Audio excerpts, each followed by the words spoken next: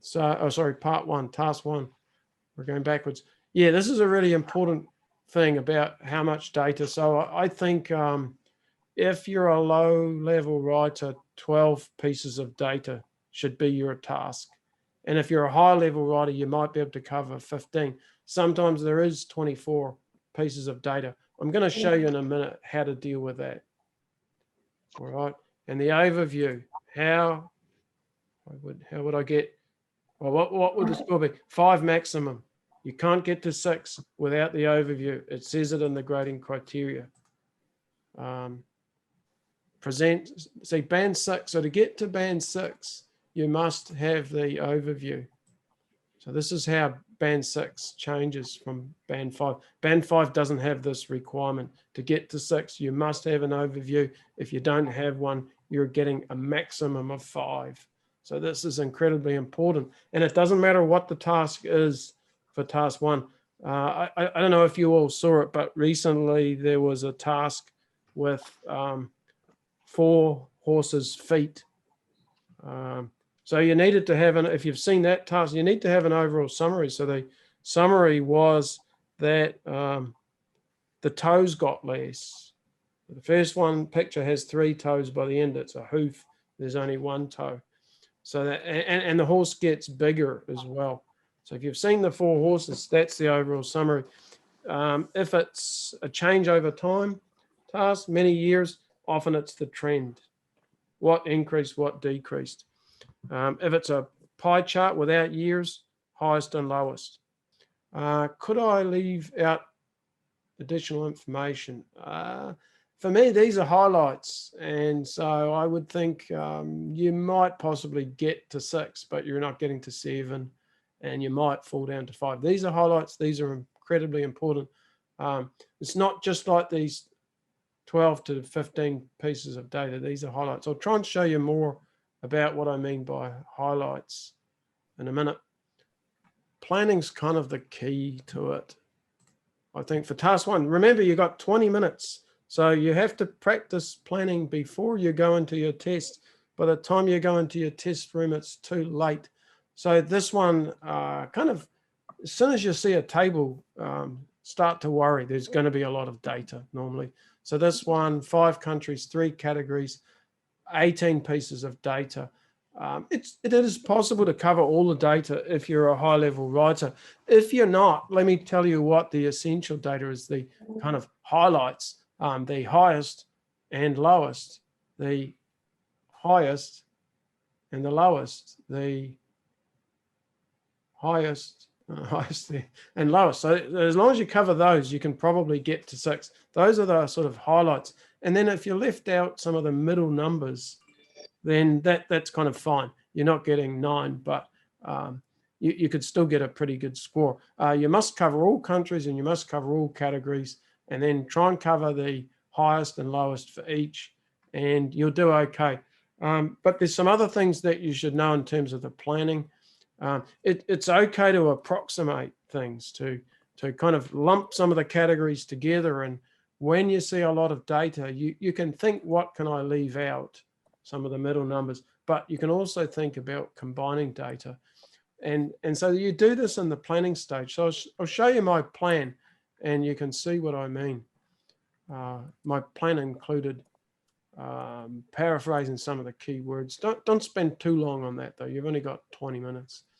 So I've put numbers to show you the order that I'm going to actually write these on my test paper. So this is why planning saves you time. You don't waste time writing, you waste time thinking. And I'm doing all my thinking here as an activity. I'm going to talk about this first, the highest number, then this, and then I'm combining all of these together, and I'll say that they're approximately 15% or a little over 15%, right? So we use some language of approximation. So now instead of having to write, say, 5 sentences, I could write sentence, sentence, sentence. It'd be quite easy to just list these 3 in one sentence. So I'm cutting down how much I have to write. So I'm actually making it easier for me to finish this task in 20 minutes. It's saving me time. So this is going to be the first paragraph. This is going to be the second paragraph, and I'm going to cover highest, the four, it's four because after three, right? So highest, combine these three, about 6%, and then lowest. Done. Next paragraph, highest, middle numbers. I'm going to leave that one out. I'm just so you can sort of see that one doesn't really matter. And then lowest. And then I come on to the, we should mention the overall summary too. What did I say for that? Basically, overall summary, I say this category accounts for the highest and this for the lowest in all countries. All right, that's enough. So that's the overall summary. You'll be able to look at this in more detail later. And then I have a paragraph about each category, and I start, this is important too, I start the paragraph with a signal to the reader so they know how I've structured my essay with regard to food, beverages, and tobacco. So they know I'm covering this. And then next paragraph, turning to clothes and shoes. That was footwear before I paraphrased it. Right, and then the last one, spending on leisure and education, paraphrasing. No, I didn't paraphrase. Leisure and education. I can paraphrase those. I think recreation and learning or something like that. Sometimes I've written model answers and then I've actually come up with better ones subsequently, right? So this is pretty easy, and each paragraph's logical. I go from highest to lowest, highest to lowest, highest to lowest throughout. You can do highest, lowest, middle, but I don't think that's the most logical structure. Okay, anyone got any questions about that? Sorry, but Miss Julie was removed from the class. So could you accept her again? Oh, yeah. I suppose so. Okay, just admitted to her. Thank you. Yeah, okay, everybody's back in. For the student that was kicked out, just for a moment, just remember there's going to be a recording, so you can go back and have a look at that. Yes. I don't know what minute of it is, but you'll find it. And anyway, I was just showing how to plan this task. And so just like with the essays, what do I think you should do? You should use this document, right? And what should you do? You should look at the task instructions and you should make your own plan. Don't just look at the instructions and then read my model answer. That's not an effective way to learn, right? Or just jump to my planning. What you need to do is make your own plan, right? Think about this yourself. Look at this, and the learning occurs when you look at this and you try and figure out your own system. And maybe your system is really bad. Maybe it's not a great system. And maybe you struggle. You might take 20 minutes just looking and thinking, gosh, how do I deal with this? But you need to spend time thinking yourself first. And then you come on to my plan. And is it roughly the same as yours? Or if you struggled, here's one way of doing it. It's not the only way of doing it. There's other ways of doing it. But I think this way worked best. Someone else might say, well, why not structure it by country? Because I structured by these. The rule of thumb, usually the best way is pick the fewest categories. So paragraph, paragraph, paragraph is better than having 5 paragraphs.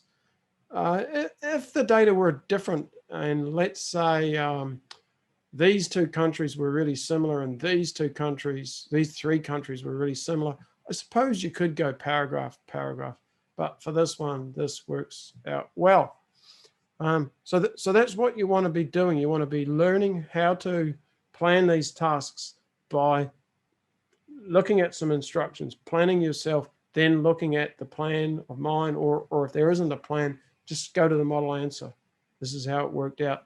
Then you could reread it and just see how some of the words get paraphrased. All right.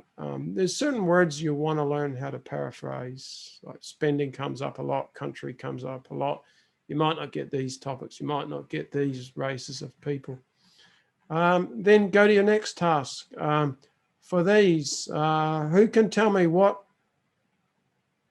oh, this will be too hard. I'll just tell you how to do this one again. But if let's say you're at home practicing, don't look at my planning, try and plan yourself.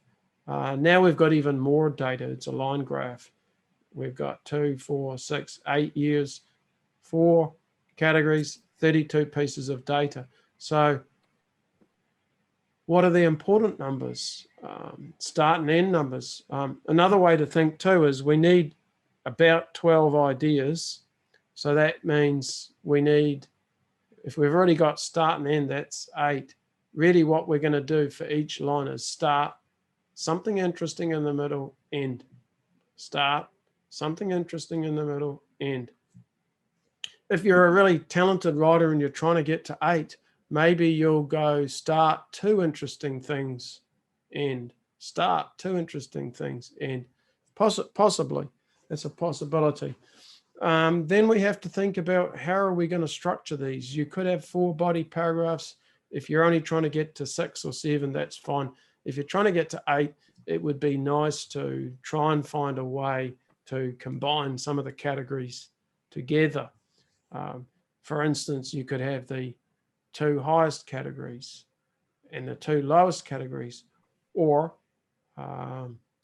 what I ended up doing, I think I had 4 paragraphs. I have paragraph, paragraph, paragraph, right? And then I said you need something in the middle. This one, I might pick the high point, or something like that. These 2 lines, here's the most important thing. This line overtakes this line. That's a really important feature. It would be nice to mention this. This is helpful for getting to 8. If you didn't get it, maybe still 7. You could talk about this feature where it kind of levels off. This one, you might talk about the low point. This one, you might talk about the leveling off. So you sort of start number, and then you describe this point, and then ending at this point and mentioning a plateau or a leveling off. What have I missed out? Oh, overall summary. You always need an overall summary. This one's kind of interesting. They actually all increase for the overall trend. So this one might look like it decreases, but if you look at the very start, it's at 40. And if you look here, it's slightly over 40. So we can actually just say overall, all 4 modes of transport increased during the period. And that'd be fine. Another possibility would be to say that this one was the highest and this was the lowest throughout the period, or something like that. I think mostly for change over time, I favor the overall trends. And sometimes you get a few going up and then one going down, or one just staying the same. Be careful with the word fluctuate. So fluctuate, we need it to start and end at the same level. So all of these fluctuate. So don't be using the word fluctuate too liberally. Use fluctuation for a start and end at the same point. This one kind of almost fluctuates, and I get this a lot in this task. When people write it, they tell me this fluctuated. Now, if I want to be a really picky examiner, I can say, well, actually, it's not a fluctuation because it's slightly high. And so I might consider that something negative. And then if I'm a more liberal examiner, I can say, well, I suppose it's almost the same. And you've got to look at it really closely. So that's how things can come out. Safer to not take the risk of saying it fluctuated, and could say it almost fluctuated. That's not great. All right.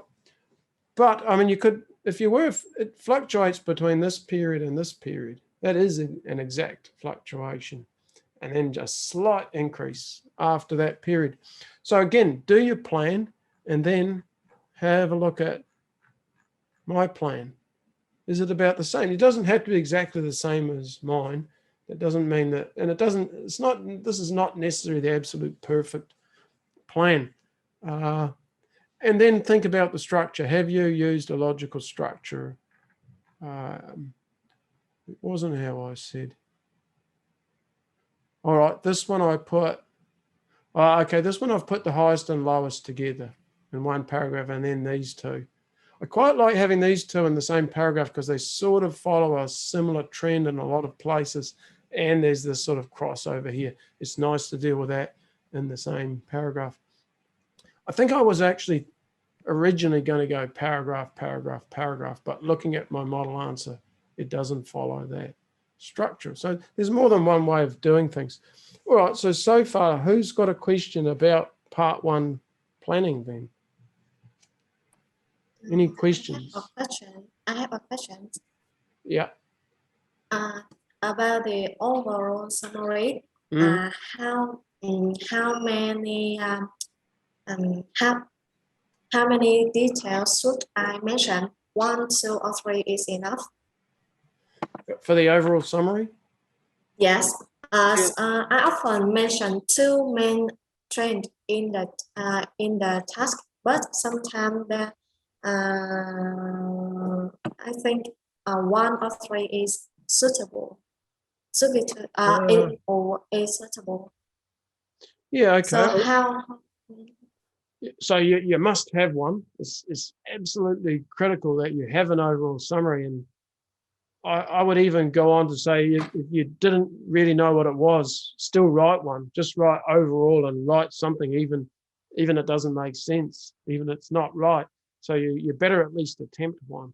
And then, yeah, how many statements? I would say 2 at the most. I'm sort of thinking 2. Like I'm thinking you could say that if you want to like a really outstanding overall summary, it'd be enough to say that these all increased, and then this was the highest and this was the lowest throughout the period. That would be a really great overall summary. Another way you could write it is to say, I guess that these 3 increased, that they all increased, and that this one only had a slight increase, maybe, to sort of highlight the fact that everything's increasing, but this one's at a slower rate than the others. 3 statements. What would be your third statement for this? I'm not sure about 3. And I think it's getting long. You don't want like this big, long overall summary, because then you're going to have trouble covering the data. And think of it this way too. When there's a whole bunch of data to cover, you better write a brief overall summary to give yourself time to deal with all this data. For me, like in terms of a high score, just saying that all of these increased fine. By the way, I noticed I said fluctuated here. That's interesting. It didn't really. I think that must be somebody else's answer, or I wrote it long ago, maybe. Yeah, I would think if you only need to get to 6 or 7, just one sentence is enough for your overall summary. Just one statement summarizing everything. If you're trying to get a higher score, you might have 2 sentences for the overall summary. You might want that overall summary that's just a little bit better. 3 sounds like it's getting too long. Oh, and one last thing while we're on overall summaries, don't go mentioning any of the data. Right, so you shouldn't really be mentioning the amounts. So don't say, for instance, road was the highest with 100, up to 100 tons. So don't mention details in the overall summary. All right, next question. Just a small thing. For example, the chart is a line chart. So in the introduction, do I have to mention the word line in the intro? Or just No. the graph? Or No, you don't have to mention it's a line graph. The reason why I often do that, I can't see the instructions, but the instructions normally say the graph. The graph below. So you can't copy the word below because the graph won't be below. Because they usually don't say line graph, I think it's nice to add that in. I think that's showing a bit of talent. It's adding to the rephrasing, and it's showing the examiner that you know this is a line graph. And if it's a pie chart, you can say it's a pie chart. And if it's a bar graph, say it's a bar graph. The only time I wouldn't be specifying is, if you're not sure, if you don't really know if it's a line graph or a bar graph, or if you get confused, then don't mention. But I think it's adding a little bit to your task to specify that. So I think that that's a good thing to do. All right, next question.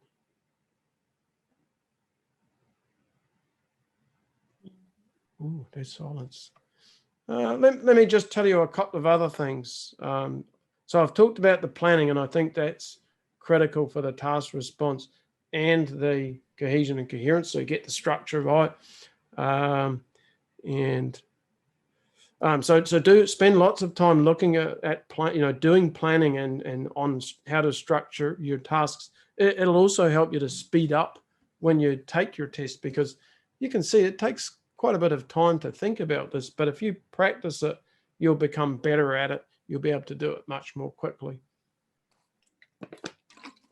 Then vocabulary. How can I learn vocabulary? I wouldn't so much worry about sometimes these categories, but try and notice common words like UK, United Kingdom, transported. You can talk about transportation, moved, shifted.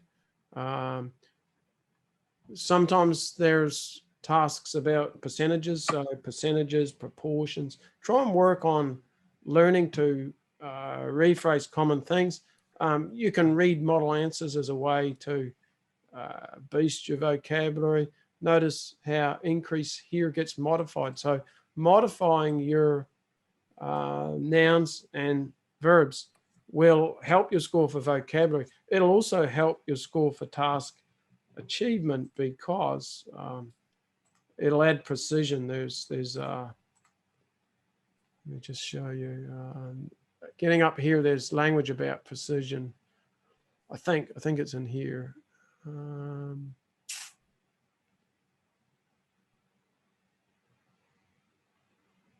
Yeah, so it's talking about clearly and appropriately here. Somewhere there's language about precision, and so you add precision when you start modifying your nouns and verbs. You add precision. You add to your vocabulary score, and there's a lot of research that's been done, and it shows that second language learners don't use adverbs and adjectives as much as native speakers. So there's a way to be more native-like and close the gap between your level and native speakers by using these. All right. And then if you're learning language for your task ones, you might be able to use some of that language for your task twos as well. If you're learning words like gradually increased, use that in your essays. If you're talking about violence in the media, there's been it has been gradually increasing, or something like that. We're sort of almost out of time. Maybe we are. So, oh yeah, here's precision. Use this in your essays too. There's a difference between someone who's overweight, obese, and morbidly obese. Morbidly obese means kind of about to die. It's going to cause an early death. So it's a useful thing to do. The paraphrasing is really important. For task 2, there's words that just come up all the time in topics. Learn current topics, and that will be a useful way. Maybe it comes back to question 1 too. I just thought of something I forgot to say about this brainstorming. Try and cover all the common tasks that, go through lots of tasks, and you'll start noticing that there's certain themes like education, the environment, the media, crime. Crime's an interesting one. Most people don't have ideas when it comes to crime. I don't know why, but I can remember when I was grading test papers in the real test, every time the crime topic came up, people did badly. So look at some of the different topics. Another thing that I've noticed, Cambridge books of past test questions, they come up quite a lot. So go through the Cambridge books, look at all the past test questions, brainstorm for them. Think about vocabulary, the paraphrasing of keywords. Where is my PowerPoint? Think about the paraphrasing of keywords in the question, because these same questions get recycled. So that's a good way to work on vocabulary so that you're learning words that are highly likely to be useful. If you just pick one test question and you prepare a whole bunch of words for that specific question, well, if you don't get the question, it won't be useful. These words can be used in a lot of different essays. Grammar, we'll just cover that really quickly. So there's two. This was the same for vocabulary. So vocabulary, I said, avoid errors, show talent. So don't make mistakes. Don't use the informal language. Try and show some talent if you can, especially paraphrasing is an easy way. And then grammar, same thing. Get rid of some common errors. Like for Vietnamese, this is a common one. Because I study English, so I will pass. Because so. Great structure in Vietnamese, works in Chinese, doesn't work in English. We don't have this. Why? Because we can't stick a conjunction after an unfinished idea. Because I study English, unfinished idea. So we've got to get rid of because or so. Show talent. How can I show talent? Vocabulary, we know, learn some great words. And so I've got two ideas about grammar. One is learn conditionals, especially I think conditional one is useful sort of for the future. If you start, this one's conditional 0. If you study English, your English improves. And then condition 1, if you study, your score will increase. Now, why are these useful for vocabulary? They're kind of like the idiomatic, sorry, for grammar. They're like the idiomatic expressions for vocabulary, the double-edged sword. These are hard. It's easy to get confused. So if you do them accurately and the examiner notices, it's suggesting you're a 7 and above. If you get it wrong, then it's suggesting you're not a 7 and possibly down goes your score. So I suggest you don't try and learn all of the conditionals. Just learn 1 or 2, learn them well. If you try and learn them all, you're likely to get confused. So just conditional 0, conditional 1, maybe conditional 2. And then the other thing that's useful, relative pronouns. So we extend things by using relative pronouns. And again, a lot of people make mistakes with them. So words like who, which, when, that, they must be used accurately. If they are and the examiner notices, suggests you're a band 7 and above. If they're wrong, suggests you're not. So really what I'm suggesting is just learn a couple of points of grammar, but learn them really, really well so you can use them accurately. Then practice using them. It's no point learning these relative pronouns and conditionals if you don't use them. Use them in your writing test, use them in your speaking test. Practice them, then make sure you're using them. Just knowing them is not enough.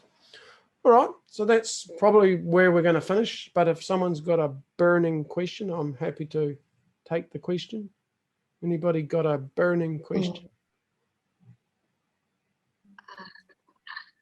I have a question about this task about the grammar. So to get the high point, so what type of grammar should we have in the writing test too? Like we have conditional and we have the relative nouns. Yep. The relative clause. So do we have any other type of grammar that we should consider to get the high score? That's enough. I think just that. I mean, you don't want to work on too many things because what happens is they don't turn out, they don't come out accurately. So you're better to just focus on a couple of things and use them accurately. Same if you're going to prepare, say, some idiomatic expressions, they've got to be accurate. So don't learn 100 idiomatic expressions. Learn maybe 10 or 20. Keep it quite small. Any sort of high-level grammar could potentially be helpful. What I think is kind of a high risk, low reward is to start getting into tenses too much. So a lot of students try and learn tenses like maybe present perfect tense, past perfect tense. They're really difficult to learn and they're hard to use well. And a lot of native speakers make mistakes with them. So I think that those are kind of high risk, low reward, or I could also say you'll spend a lot of time on them and you'll get very little reward for using those. I think these are the best two. And why are they so good? Because really what the examiner's looking for is complex sentences. If you want a high score for grammar, show lots of complex sentences. That's like using high-level language for vocabulary. Complex sentences are the key.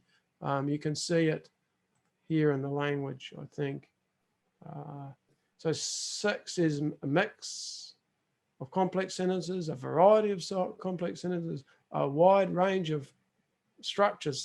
So not just the complex structures, but especially these complex structures are the key. Wide range of structures, you might use some things like active and passive voice. Active and passive voice could be good. You need passive voice to explain maps possibly for task 1 and process diagrams for for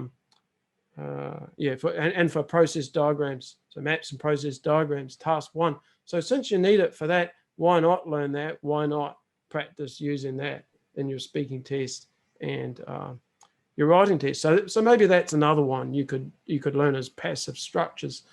Then I think that's enough. But anyway, to show wide range of structures and especially these complex sentences is going to be helpful for your score. But don't try and learn too many. Sometimes I get problems with people's essays and then I discuss it with them and then they tell me, well, I was trying to use a past participle or whatever. So what happens is students sometimes learn vocabulary or grammar, and then when they're writing, they're trying to find a way to stuff the grammar or vocabulary into their essay, right, or into their task 1. They're trying to stuff it in a way that it doesn't really fit, and then we get the unnaturalness.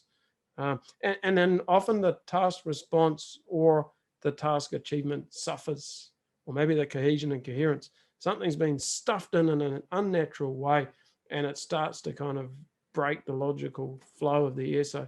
So try and remember that we use vocabulary and grammar to communicate. So we use a high-level word like, let's say a word like plethora. It means a lot of, but it doesn't just mean a lot of it. It sort of has a meaning of more than enough. So like a plethora of Starbucks can be seen in a lot of big cities now. There's sort of almost too many Starbucks. We don't want to use plethora just to say something like positive about something. It's got a slightly negative sort of aspect to it. So we want to use language accurately and in context and naturally to communicate what we want to say rather than just stuffing it in to show the examiner. That's where things go wrong. So if you know the passive tense, that's great, but don't stuff it into your essays. The conditionals come out naturally when you're trying to give a recommendation, problem, solution, essay. If the government increases taxes, then they'll be able to pay money for this. All right. Any final question? No. All right. So let's stop there. What I will do after the session, I will send through the recording. It'll take a little bit of time for me to get it. It's got to render, what's called render. Got to get the video to render. Great word for your speaking test or writing maybe. And then that document that I've been showing you, I'll give you that as well, because that will be useful for you to start doing your planning. And I think I've emphasized to you, and I think you understand, you must practice your planning, right? Look at lots and lots of different tasks, and that will help you to be successful in your test and avoid a whole lot of these problems like, oh, what if I don't have enough ideas? And I understand your feeling about that too, but a lot of that can be dealt with before your test.